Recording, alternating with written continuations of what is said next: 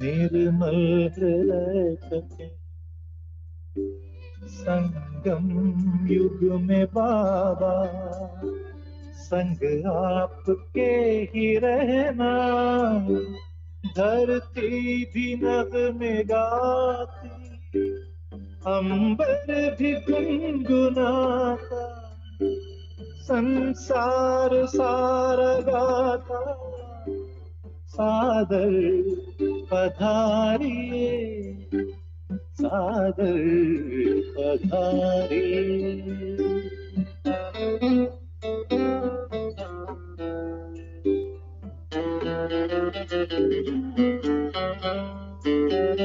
तेरे प्यार को संजोए, नैनों को है भिगोए, यादों के मोतियों को सांसों में है पिरोए। वो सद्गुणों के सागर भरने हर एक गागर, हर ही तुम्हें बुलाता। सादर पधारिए, सादर पधारिए।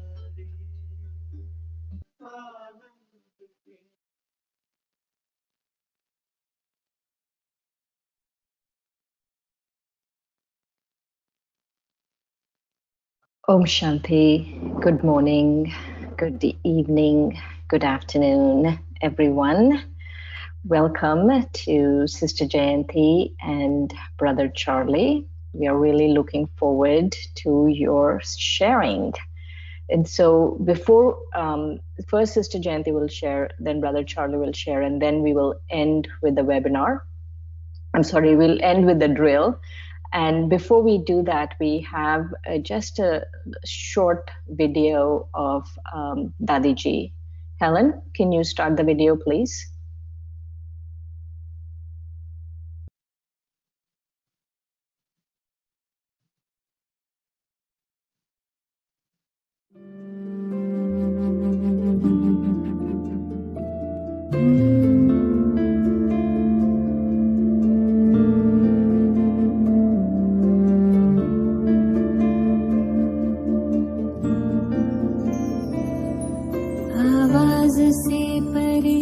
मधुर साज से भरे अंदाज में बुलाए बाबा, पुकार के बच्चिया।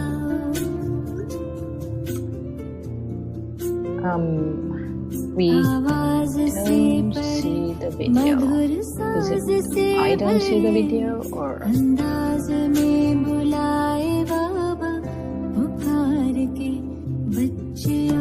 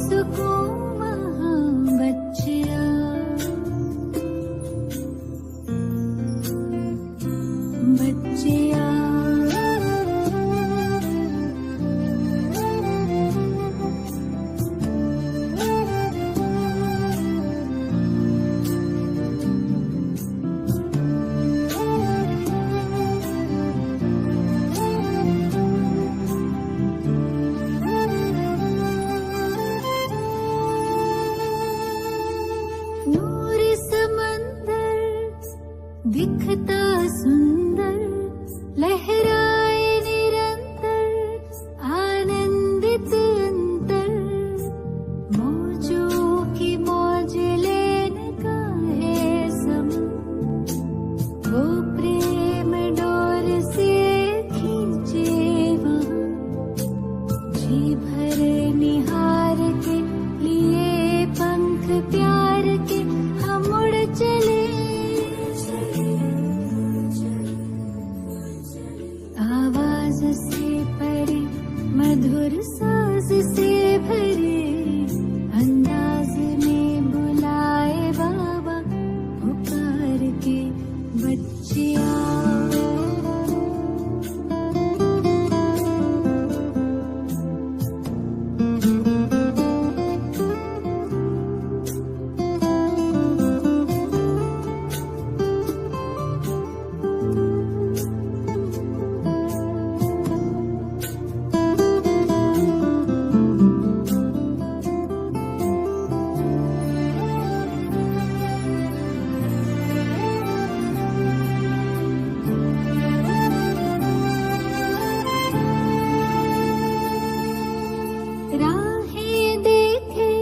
बाबा बाहें खोले, दिल से सुन ले, मृदुल स्वर में वो बोले, राहें देखे, बाबा बाहें खोले, दिल से सुन ले, मृदुल स्वर में वो बोले, कुर्बान करके आओ पुराना जान, सुन प्यार से पुकारे वो शिव क्षमा, जी भरे निहार के लिए पंख प्यार के हम उड़ चले,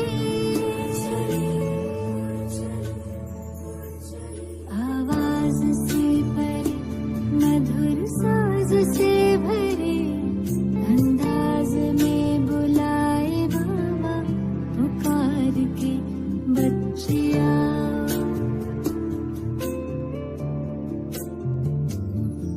सितारों से दूर सितारों का जहां, रहता परम सितारा बेहद सुकून वहां, सितारों से दूर सितारों का जहां, रहता परम सितारा बेहद सुकून वहां, बच्चिया बच्चिया।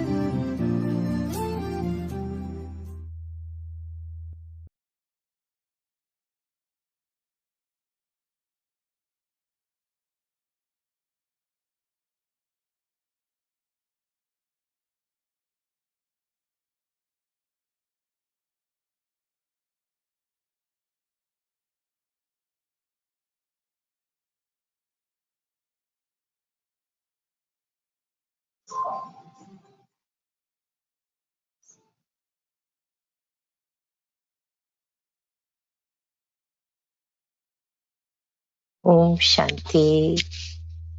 Okay. I'm unmuting you right now. Om Shanti. Welcome everyone, and a special welcome to Sister Jayanti and Brother Charlie. And Sister Jayanti, I believe we can hear you now. Okay. Om Shanti. Thank you for that beautiful video that emerged. Very lovely scenes of warm feelings in everyone's hearts, I'm sure. And I want to talk about Dadi in her role of leadership in particular. And I'm thinking about how Baba gave her that final drishti, and she was transported from being a person who was responsible on the external level for Maharashtra to suddenly being together with Dadiji responsible for the whole yajna. And she carried that mantle of leadership with such grace and dignity, and very lightly and easily. It wasn't a heavy, burdensome thing for her. And that's because she discovered the secret of how to make it work. She knew that she had to win the respect of all the others around her.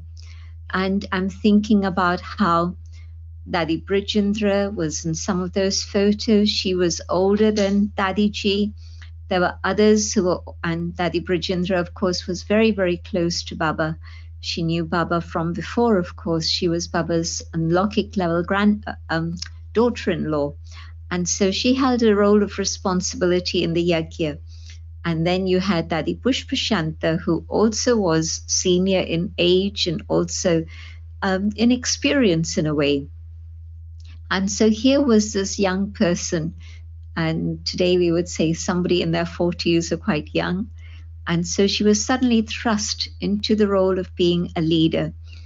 They say that some are born into leadership, some are thrown into leadership, and some work hard at it. So for Didi Manmoini, we used to say that she was born into leadership.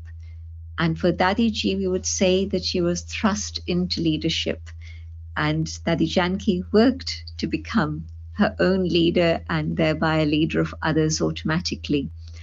And Dadiji, as soon as she carried that mantle of leadership, she really took it on immediately. And it was no longer Dadi who was behind somebody, but now it was Dadi constantly in the foreground. And what she did was to give a huge amount of respect and love to all those whom she considered her seniors. And so she would call them, she would gather them together, and she would share with them whatever it is that was happening in the yajna and what were the possibilities of being able to deal with it.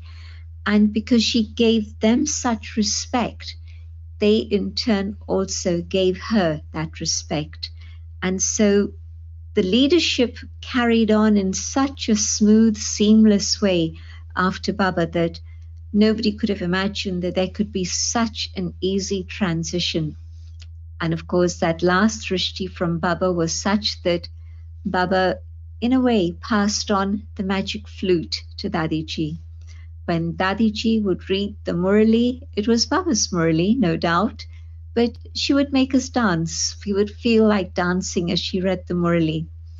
And we would also see how she would make the Murli very relevant for whatever were the present situations and the present times that were happening at that moment. I want to fast forward to the final years, when in the last few years, maybe around the year 2000, and by then we were all down in Shantivan, and so the journey had been from Pandavavan to Gyan Sarovar and then to Shantivan. And in Shantivan, of course, it was multi-thousands, big gathering. And Dadiji's health was not so strong anymore. But one day she came into class and the gardener would have given her a little posy of flowers, very beautiful. So she would come and she would wave the flowers and she would wave at us and then she would sit down. And a couple of times she then would say, "Today, Dadiji had a thought. And the thought is to have a gathering of 100,000 people. Do you think we can do it?" And of course, everyone said, "Gee, Dadi," and clapped. And that was just towards the end of January. And she said, well, it should happen for Shivratri. And Shivratri was just a few weeks away.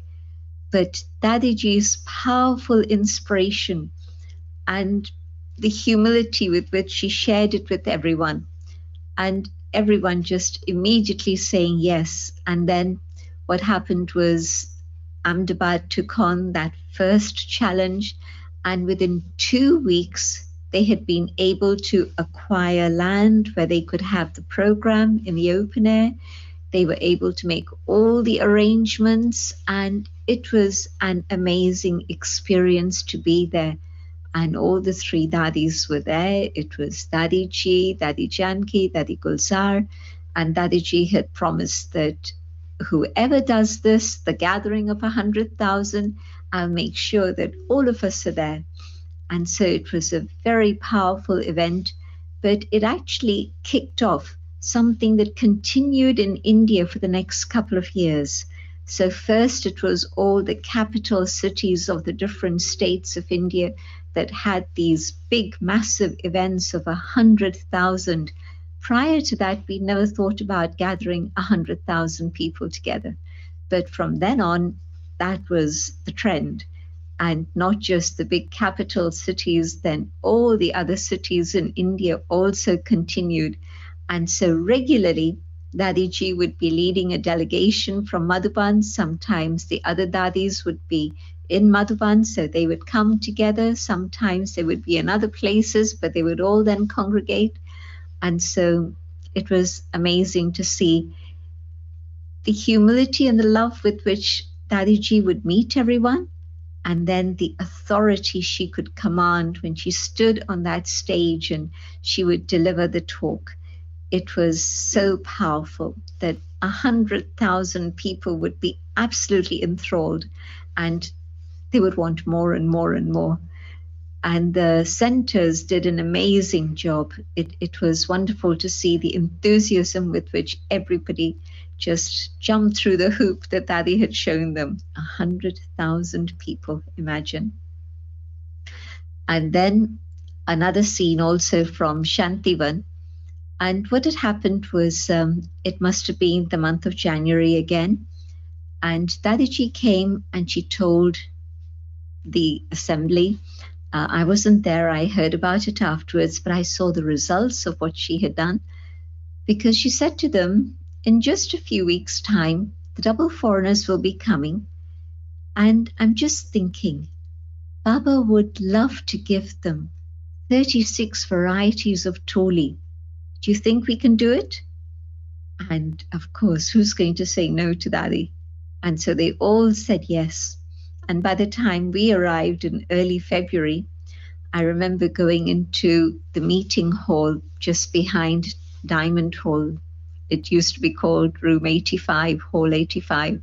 So there I saw the line of mothers and the line of brothers, and what they were doing was packing. And so they'd made up a list of how to make up 36 varieties. So there was going to be sweet tolis, there were going to be savory tolis, and then there was going to be nuts, and then there were going to be fresh fruits. And so somebody was dispatched to Delhi to get the dry fruits. Somebody else was dispatched to Ahmedabad and Jaipur to get the fresh fruits, and the tolis were being made and prepared. And of course, then it wasn't just for a small number, it was for everybody. And so I think around 2,000 packets of these toli, variety of toli of 36 varieties were prepared, and they were ready for us when we arrived for Shivratri. And so can you imagine the love that was filled in Dadi's heart for everyone? A very powerful, inclusive love. And she would just invoke Baba and say, this is the thought I had from Baba. And the machine would start moving and things would start happening so quickly that it was all done very, very smoothly with total dignity and grace. And so Dadi was able to be like Baba, Karan Karavanhar. There were things that she did herself, and then there would be many, many things that she would inspire others to do also. I'm also thinking about how when Sakar Baba was there for many years, it was just Shiv Baba giving guidance and instructions. Then towards the last period, Baba would have what he called a seminar. And in that, he would invite the senior brothers and sisters to come. And they came together. And I happened to be, by chance, in Madhuban for that first seminar. I was very, very new, didn't even properly understand Gyan. But I was sitting on the wall, the little courtyard wall. And Baba came out of his room and beckoned me across and pulled me along with him. And so I was happy to hold Baba's hand, very, very soft and powerful. And as we approached the stairs that went up above Nirab Bhai's office, there were some rooms there on the top at that point. And Baba again tugged my hand, and so I followed him up the stairs. And then I thought it was time to wave goodbye. But Baba again pulled me. And so I sat just on that edge of the door and outside, because the Dadis were sitting around one side and the brothers, senior brothers, around the other side. And this was their seminar. And next to Baba on one side was Didi Manmoini and Dadiji. And on the other side, of course, it was Jagdish Bhai and others. And the seminar was about discussions for the future and service and so on. So Baba had started this system of meetings just around then. There were 3 points that they wanted to talk about. And the first one was about Mama and who should be appointed after Mama's departure. And Baba said, nobody can take Mama's place. The second point was from Dadiji.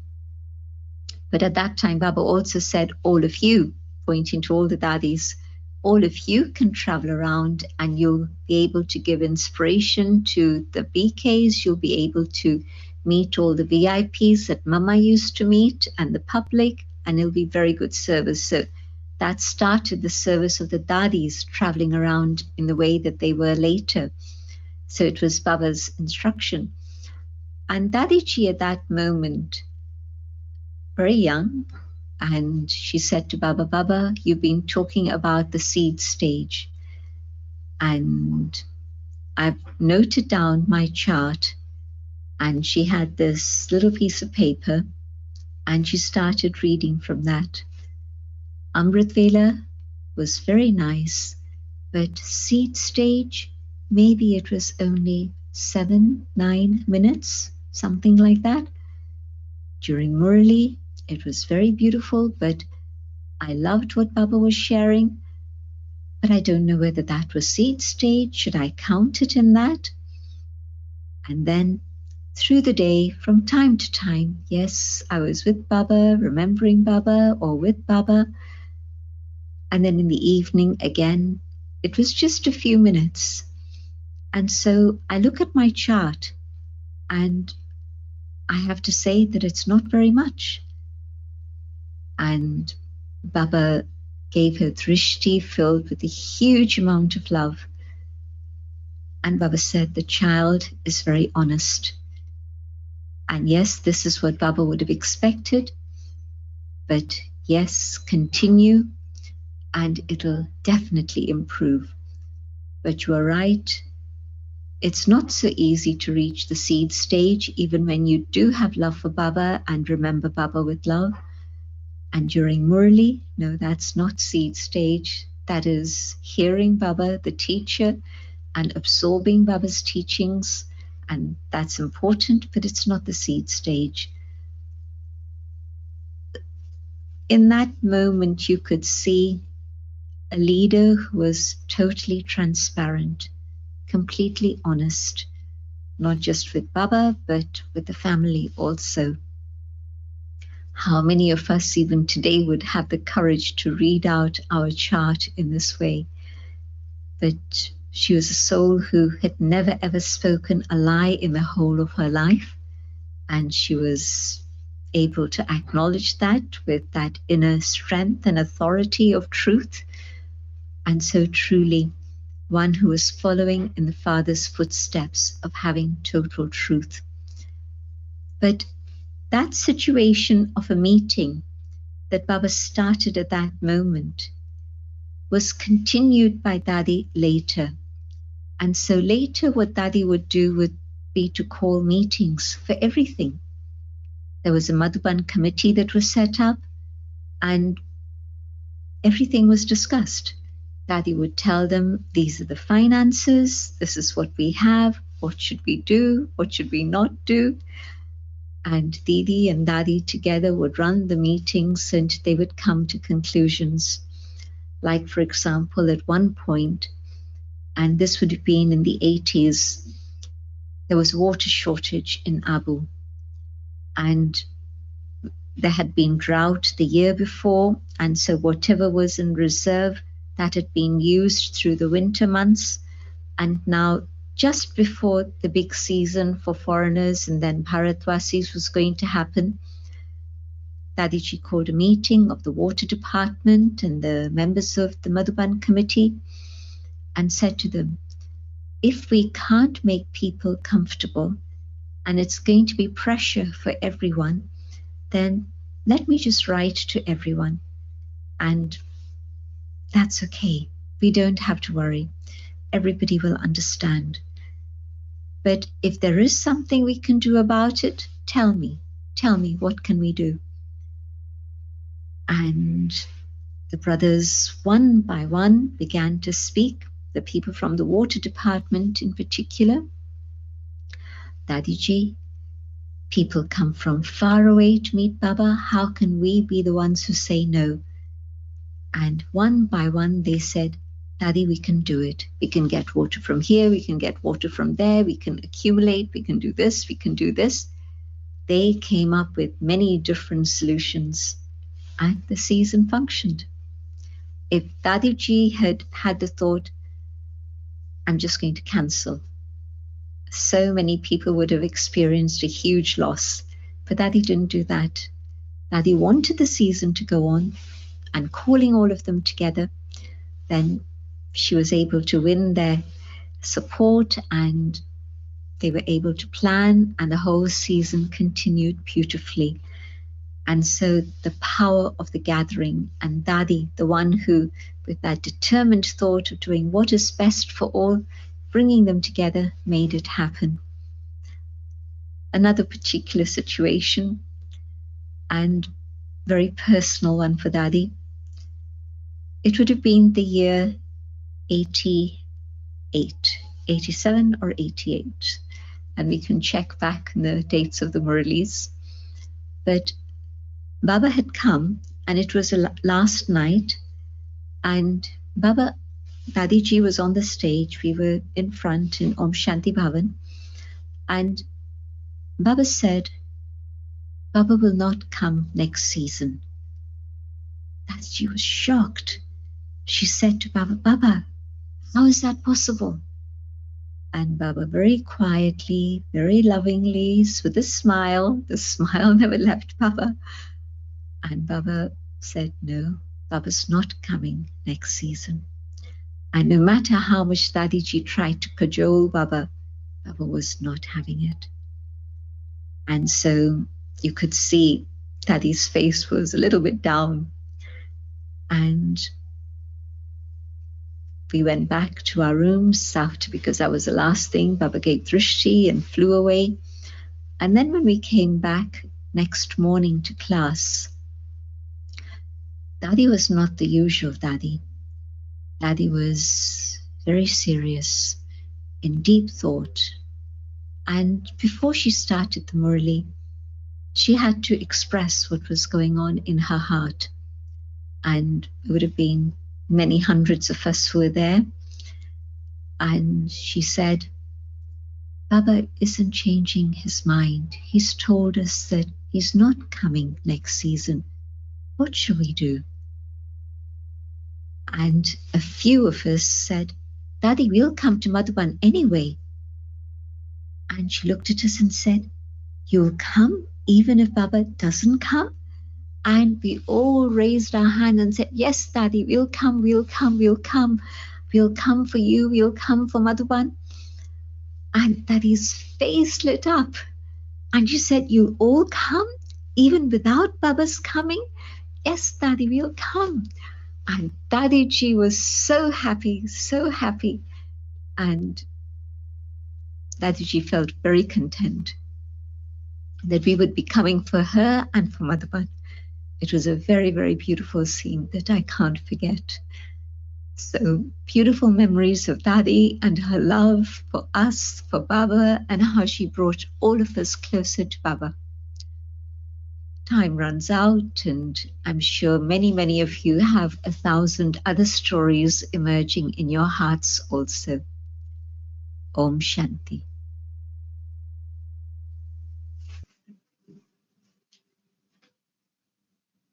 Thank you, Sister Jayanti, for sharing from the heart and taking us back to those experiences, even though we weren't there. So thank you for taking us there. And now we're going to set up Brother Charlie's video to... Okay. Om Shanti, Brother Charlie. Yes, Helen, Om Shanti. If we can just get your... Yes, I can hear you. So if we can just get your video to come on.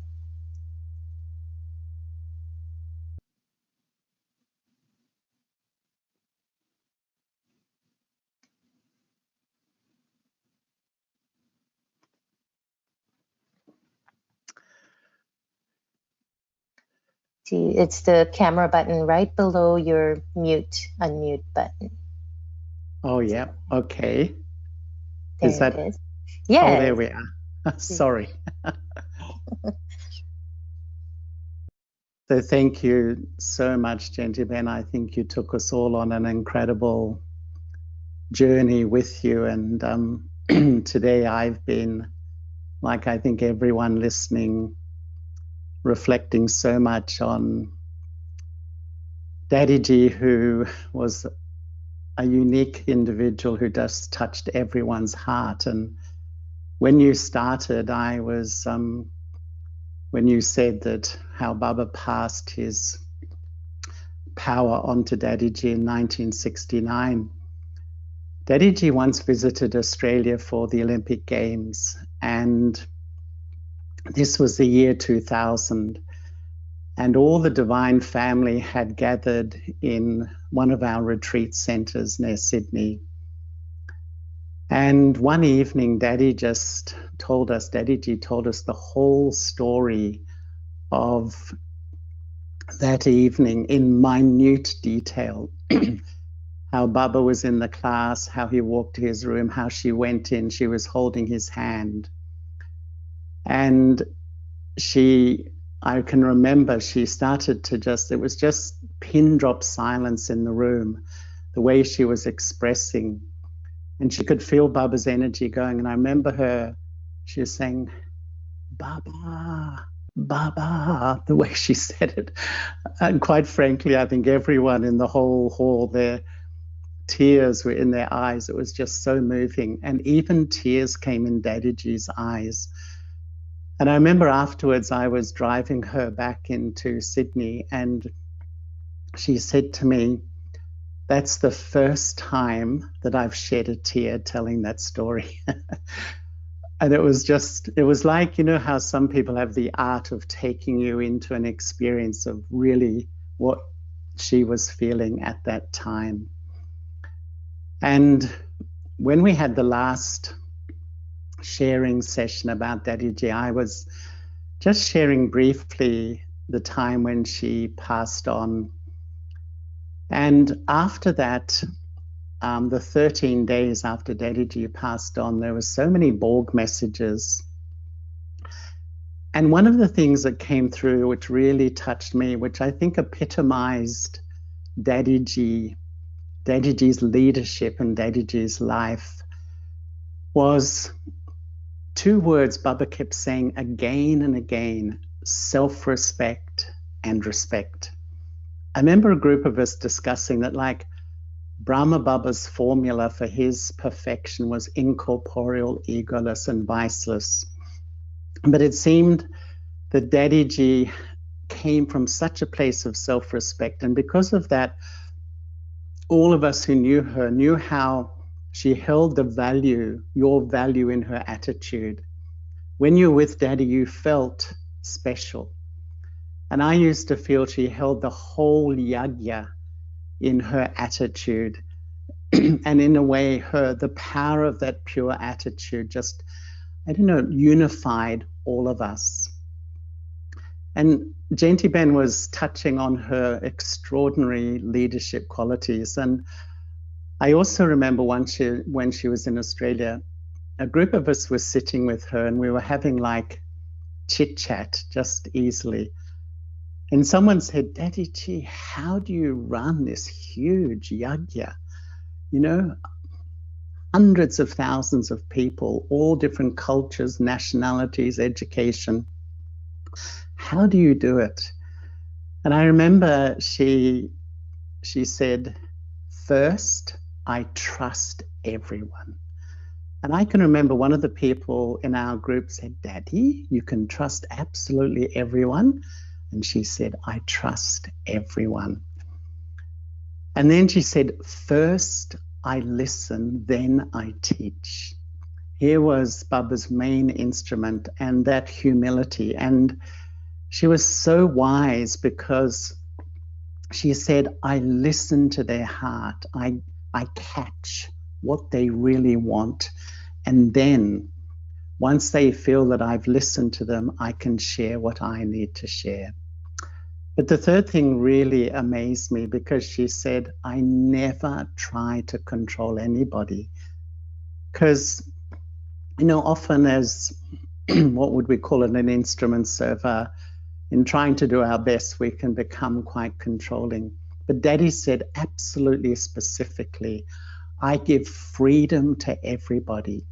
And she said, when you give freedom, then they come close. They want to listen to you. So she was so incredibly wise in the way she dealt with everybody and managed this huge organization. And there was another scene also in Australia. She came, I think, in 1985, if I remember. And there was a wonderful brother from San Francisco who many of the old BKs will remember, especially the American family, Harold Stretfield. He wrote a book called God's Plan. And we were sitting in the Morley room after class. And once again, there was a bit of, excuse me, question and answer. And Harold actually asked Daddy a question. And he was a psychologist, and I think quite an eminent one. And he had done a study with a whole group of psychologists in North America on NRMs, which is new religious movements. And he explained to Dadiji that their research showed that most of them, whatever religion, had a life of about 15 to 20 years. And he described how they have a charismatic leader, a few followers come, firstly. Secondly, after some years, there's a lot of growth. A lot of people start to be attracted to that atmosphere. Thirdly, a lot of money, then wealth started to come into the organization. And after a few years after wealth came, that's when a lot of fighting and conflict began. And then some of them divided, and some of them even completely finished, some of these organizations. So he said to Dadiji, how did the Brahma Kumaris, how do you keep going? And how did it happen after Brahma Baba died? And Dadiji described how when she had a big decision to make, she said that I will consult all the main people. I will listen to all the main people. And if she said, even if 3 or 4 don't really agree with what I feel, rather than just thinking, yes, we'll jump in, we've got the majority, I will wait until they come on board. And I thought, the way she built unity, the way she carried everyone with her, I think was a phenomenal example of an incredibly, special leader that I feel. She was just so amazing. But along with that amazing leadership quality, I loved Daddy's lightness and her fun, that she was the main instrument. And when she needed to be so yogi and, act like the administrative head, she would. But then other times she was just like a child. On my first visit to Madhaban, I was only a few months in Gyan, and we were meeting Baba in the history hall in Pandav Bhavan. And at the end, when all the feeding of Baba is happening, Borg is there. And Dadiji said to me, Charlie, say something to Baba. And I don't speak Hindi. So she started to say something to Baba and told me to repeat it. So in Hindi, she said, Baba, I love you. And I was just like a parrot. I just copied her. Baba, I've searched for you for so long, and I just copied her. And I did this 4 or 5 times. And then she said something, and I repeated it, and everyone laughed, including Baba. Even Baba was laughing a lot. And she said in Hindi, Baba, I'm a monkey. And I'd looked in Baba's eyes, and said, Baba, I'm a monkey. And I've often felt, I wonder how many of Baba's children have said that.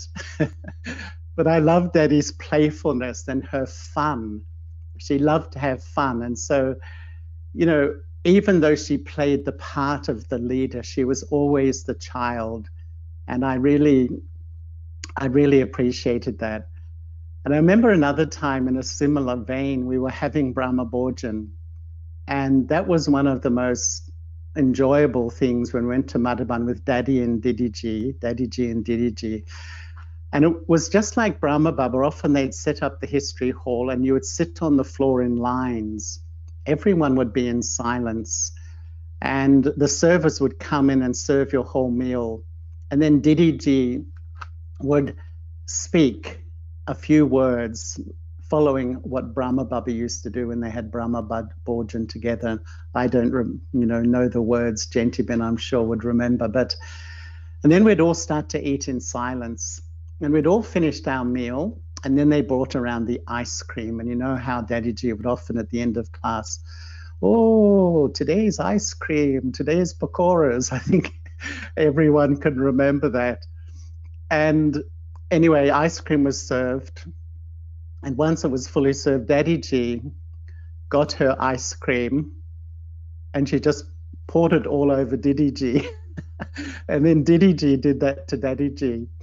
And then, as you could imagine, what happened amongst everybody. But I found it so endearing that the leaders of our organization were just so, in a sense, humble and just like playing like Baba's children. It was really something which was incredibly sweet and incredibly touching.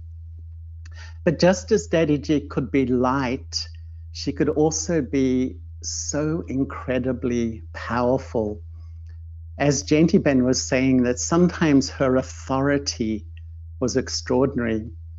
And I have a memory, I once went to America when Dadiji was going. And in fact, the day or a few days before Dadiji was to go, Daddy Janki rang me and said, would you be able to go? And I thought, why not? I'd love to go. So I flew to New York and I went with Dadiji, as I think Jayanti was there. There was quite a few. And on the way back to Australia, I stopped in Madhaban. And one morning we're in Muli, and everyone who listened to Dadiji's Muli remembers how entertaining it would be. And this time all the senior sisters had come from all over India. And there wasn't a scheduled meeting with Baba. So Dadiji would read a few lines of the Muli, and then she kept saying, look, all of Baba's lovely children are here, Baba's special children. Baba should come and meet you. And then she'd read a few more lines and the same thing. And then at the end of the Muli, she said, Gulzar, come, go to Baba. And as we know, Daddy Gulzar is so humble. And so Daddy Gulzar came and went into trance, and Baba came. This is like at Muli time, before breakfast. And it was really such a wonderful scene because Baba came and he said, I haven't come to speak the Muli. I've come to fulfill the love of the children. And each one of those older sisters, the first was Dadiji, just went into Baba's arms. And Baba, it was just, I just really saw why they were such powerful souls, because I saw the depth of love. Baba gave them all drishti, he stroked them, he patted them. And I saw that, that love from Baba was so powerful, it had taken them beyond everything. But it was really Dadiji who absolutely pulled Baba down to meet all the children. And that was her incredible authority, in a sense, over Baba. And yet at the same time, she was so childlike with Baba too. I can remember once we were sitting in front of Baba and it was at the end of the night, a little bit of chit-chat going on. And Dadiji, like a small girl, said to Baba in a very sweet way, Baba, when can we go home? The way she asked was so lovely. And Baba smiled and Baba said, when all of you say it like that from the heart, it will be time to go home. But it was just so special the way Daddy just asked with such a pure heart and such an honest heart. And one of the things which I found really especially touching about Dadiji, so many qualities, but was her inclusiveness. I think, she was always seen to me, to make everyone feel that they belong, that you really belong. Because we all know as old souls, sometimes little things make us feel a bit disconnected and alienated. And once I went to South India on a train with Dadiji and a group of double foreigners in the early 80s. And I forget how long it takes to get to Bangalore, but it was well over a day. And Dadiji came into our cabin and read us the Muli in English. She just knew how to really touch hearts and just win that love, that pure-hearted love. And when we arrived in Bangalore, we had some programs, but I remember we were at the main center and all the family were coming to meet Dadiji, and they were prostrating themselves completely on the floor, their noses touching the floor. And I remember Dadiji going, no, but in a very sweet way. And they were saying to Daddy, we're not doing bhakti. We just want to show our love, our respect for you. But quite a few of them gave Daddy coconuts and they were like money boxes, that or piggy banks, as we sometimes call them. That they'd made a little hole and they'd put some rupees and coins in. And it was, once again, it was that expression of love, he bhavna for the yagya, for Baba and for Dadiji. And so she was given all these coconuts. And with a big smile, she got them all and she began to smash them on the ground, and money went absolutely everywhere, all through the hall. Coins were rolling around. And then she said, I want every single person in this hall to pick up a few coins and put it in Baba's box. There was a big Baba's box. So we all picked up some coins and we all put in Baba's box. And that was Dadiji's way of saying, I want everyone to create their fortune. I want everyone in this room to, contribute to this great task of God. And so that lovely inclusiveness was always there. And another time, I remember I was in Calcutta, and we went over once again in the early 80s, and we had some programs at the Queen Victoria Memorial. If you know Calcutta, there's a beautiful park right in the center of the city, which is called the Queen Victoria Park. And Baba's children had erected some stalls, and a part of the program was the surrender ceremony of Kumaris. And at Amrit Vela, on the day it was to happen, there was a handful of foreigners there. Dadiji had this touching. And in the Muli class, she said, Dadiji had a thought. Genji Ben was saying, Dadiji had a thought. And she said, I think some double foreigners should surrender too. So she asked a few of us to do it. And so in the evening, they'd set up this beautiful stage, and they had a gadi for all those who were surrendering. So all these Kumaris from Bengal, I imagine, and a few of us double foreigners. And they had a big Shiv Baba behind, and they had a little thread that they connected from the back of our head to Shiv Baba. Can you imagine? We were all sitting there and we were connected to Shiv Baba.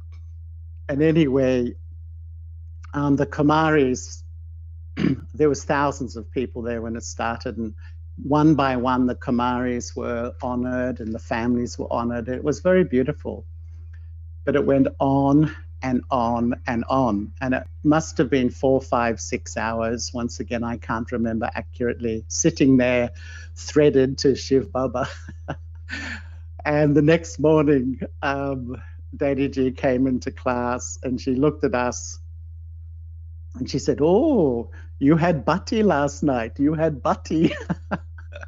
Because we were just sitting there. And by the time it came to our turn, there was only a handful of people left. But it was just lovely. Daddy wanted to include us, but she always was so light and humorous about things.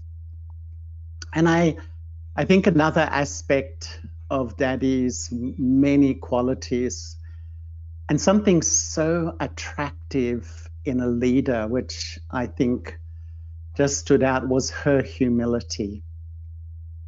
And the first time she came to Australia was in 1977.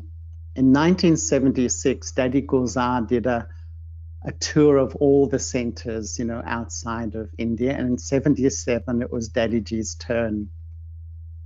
And I just returned to Australia from London. And I went up to Sydney. Dadiji arrived in Sydney with Rameshbhai, and Jayanti was there too, and little Mohini.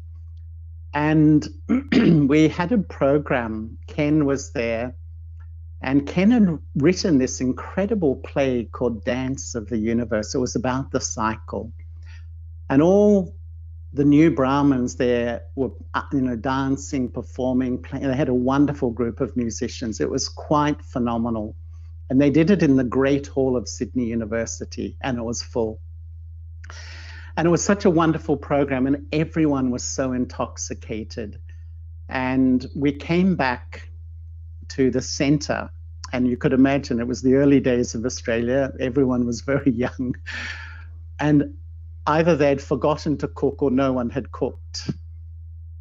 And so Dadiji, this is after the program, she went into the kitchen and she cooked up something for all of us. Could you believe that? We were never quite sure whether it was she wasn't so keen on our cooking, or she was just thinking that these children of Barbara put so much into this performance. But it just showed you, Dadiji's humility. And I even remember another time that she was in Sydney, and we did an incredible program at a university, and a few thousand people came for the whole day, and it was so powerful. It was such a powerful program.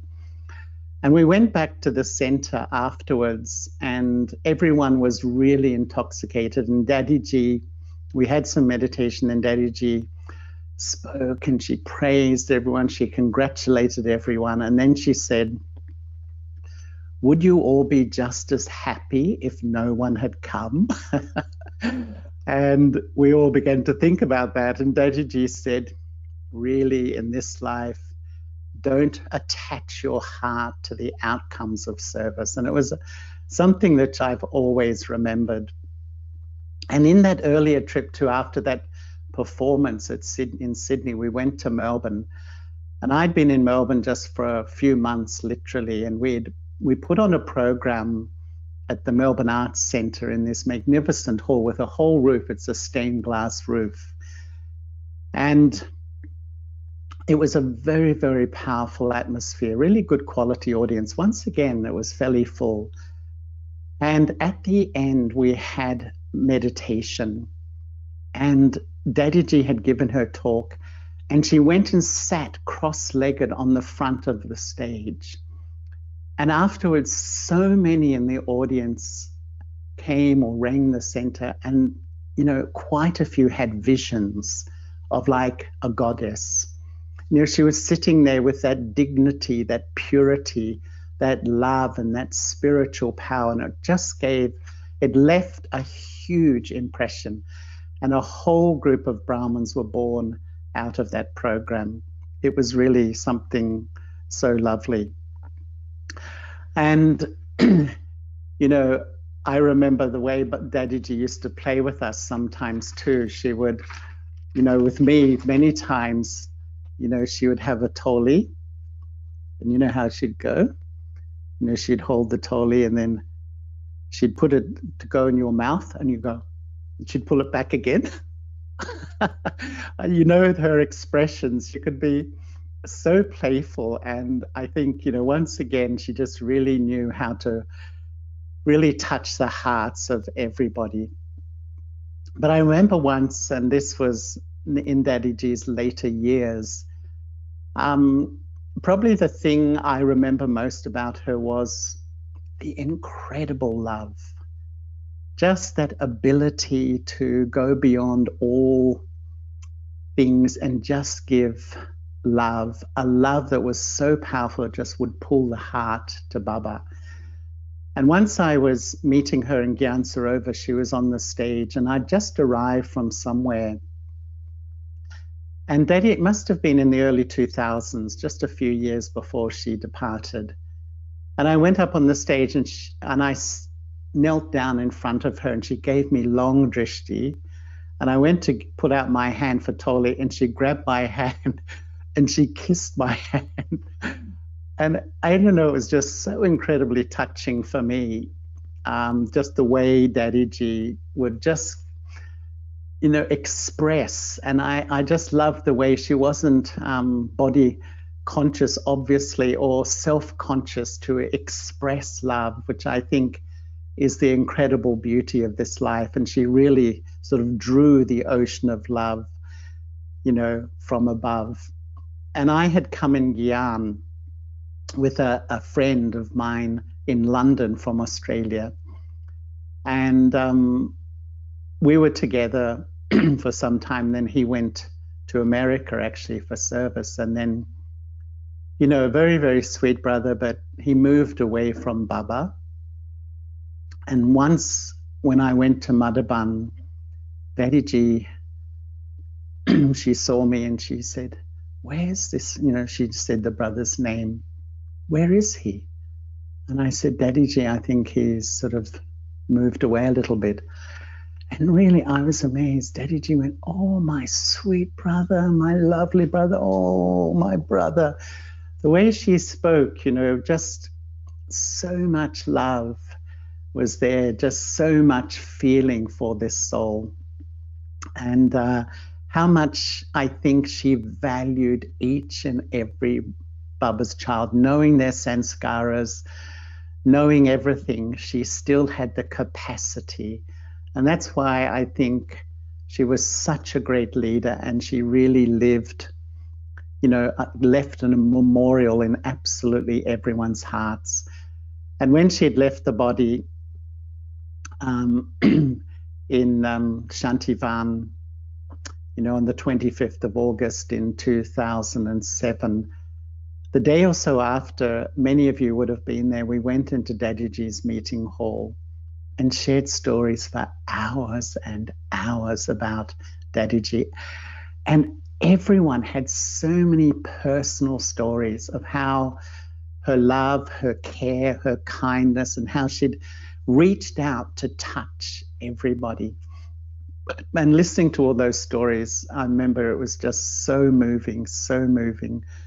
Really, she definitely left a huge memorial in my heart, and was a phenomenal inspiration of really, what does a Raj Yogi look like in practical. And I loved it that she wasn't religious at all. She was just natural, easy, loving, warm-hearted, kind, but deeply spiritual and deeply powerful. So there's so many other things I could remember, but I'm also looking at the time, and I know we've run out of time, but it's really a delight. It was so lovely listening to Jayanti Ben, and a delight to be remembering such a beautiful soul as Dadiji. So thanks, Sharona. Thank you, Helen. Thanks so much. Om Shanti, Brother Charlie. Thank you so much for that lovely reminder. And we have the drill for today. And Helen will cue the drill, which she is. So here it comes. Om Shanti, everyone. Thank you for listening.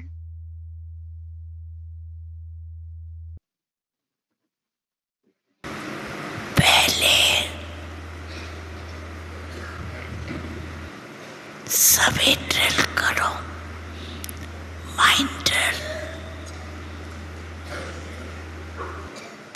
Ready, drill करने के लिए ready है। तो पहले ये चित्र निकालो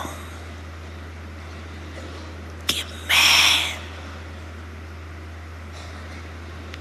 विशेष आत्मा स्वामानदारी आत्मा बाप दादा की